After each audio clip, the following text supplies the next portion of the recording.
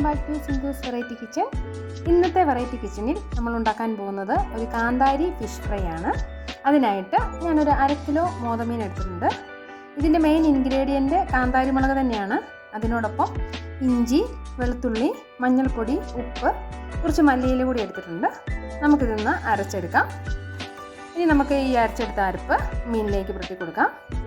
കാന്താരി മുളകാണ് main ingredient. അതുകൊണ്ട് തന്നെ ഈ അരപ്പ് പുരട്ടുമ്പോൾ ഒരു ഗ്രീനിഷ് കളറാണ് വരുന്നത്.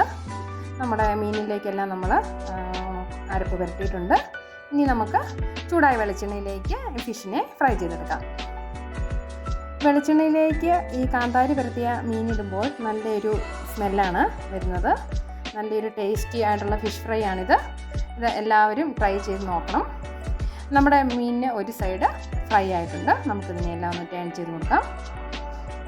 ഈ ഫിഷ് ഫ്രൈക്ക് ഒരു യെല്ലോയിഷ് ഗോൾഡൻ കളറാണ് വരുന്നത്.